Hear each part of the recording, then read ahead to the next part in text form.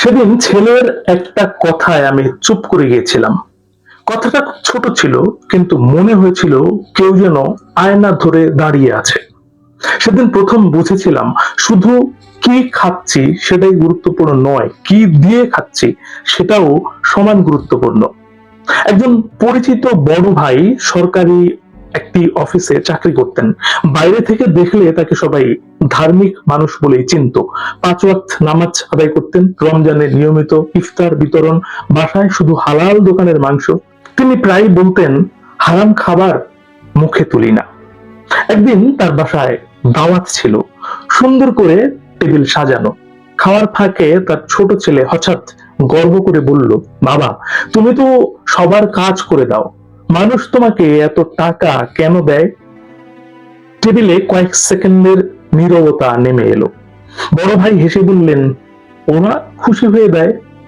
ছেলেটা তখন আবার বলল, তাহলে আমিও বড় হয়ে এমন একটা চাকরি করব, মানুষ টাকা দেবে, আমি অনেক বড় বড় বড় বড় বাড়ি বানাবো।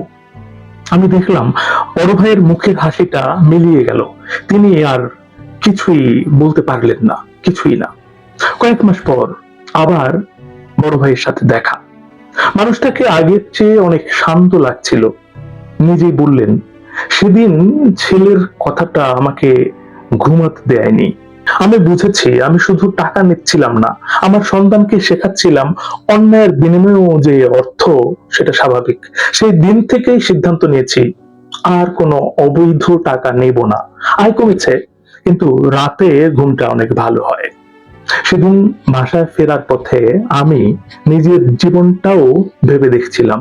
আমরা অনেক সময় খাবার হালাল কিনা সেটা নিয়ে খুব সতর্ক থাকি, অথচ সেই খাবার কেনার টাকাটা কোথা থেকে এলো সেই প্রশ্নটা আমরা এড়িয়ে যাই। আজও যখন কোনো সহজ কিন্তু অন্যায় লাভের সুযোগ আসে, বড় ভাইয়ের ছেলের সেই নিষ্পাপ প্রশ্নটা আমার মনে পড়ে, তখন সিদ্ধান্ত নেওয়াটা অনেক সহজ হয়ে যায়। হালাল শুধু প্লেটের খাবারে নয়, উপার্জনের পথেও থাকে। বিদায়ের আগে একটা কথা, একটা জীবনের সবচেয়ে বড় শিক্ষাগুলো অনেক সময় কোনো বই থেকে নয়, একটি শিশুর সরল প্রশ্ন থেকেই আসতে পারে।